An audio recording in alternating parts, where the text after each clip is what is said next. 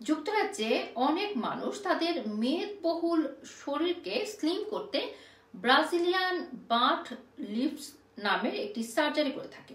তবে এবার এই কসমেটিক সার্জারির জন্য বিদেশ ভ্রমণ করতে চান এমন মানুষদের সতর্ক হওয়ার পরামর্শ দেওয়া হয়েছে।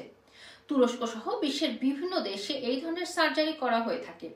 এই সার্জারির জন্য স্বল্প মূল্যের প্যাকেজও অফার করা হয়। স্বল্প দামের এসব প্যাকেজের প্রলোভনে পড়ে অনেক ব্রিটিশ নাগরিক তুরস্ক সহ অন্যান্য দেশে যায়, কিন্তু ভয়ঙ্কর ব্যাপার হলো সার্জারি করতে গিয়ে অনেকে মারা যায়। অনেকে বেঁচে গেলেও দীর্ঘমেয়াদী ট্রিটমেন্ট নিতে হয়।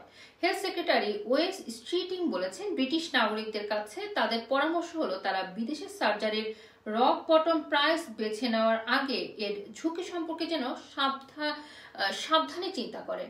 রয়্যাল কলেজ অফ সার্জনদের সাথে আগামী মাসে ক্রমবর্ধমান এই সংকট নিয়ে একটি মিটিং ডাকা হচ্ছে। স্বল্প মূল্যে অস্ত্রোপচার করতে তুরস্কে গিয়ে গত কয়েক বছরে বেশ কয়েকজন নারী প্রাণ হারিয়েছেন।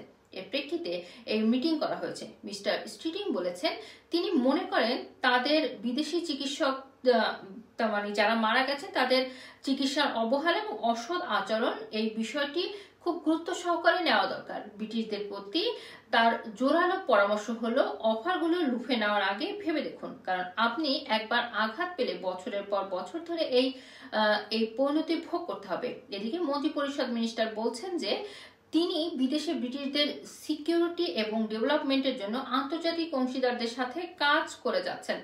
তার আগে ঝুঁকিগুলো সম্পর্কে ব্রিটিশদের অবহিত করা হচ্ছে। ফরেন অফিসের তথ্য অনুযায়ী 2023 সালে তুরস্কে চিকিৎসা নিতে গিয়ে কমপক্ষে 6 জন ব্রিটিশ নাগরিক মারা গেছেন। সামগ্রিকভাবে 2019 সাল থেকে বিভিন্ন দেশের সার্জারি করতে গিয়ে 28 জন ব্রিটিশ নাগরিক মারা গেছেন। রয়্যাল কলেজ অফ সার্জন বলছেন, তারা বিদেশে নিম্ন কোয়ালিটি ট্রিটমেন্টের সমাধান খুঁজতে আগামী মাসে একটি সভা ডেকেছেন। এতে ব্রিটিশ হেলথ ডিপার্টমেন্ট এবং তুর্কি ও লিথুয়ানিয়ান দূতাবাসকে আমন্ত্রণ জানানো হয়েছে। রুমানা রাখি, রানা টিভি, লন্ডন।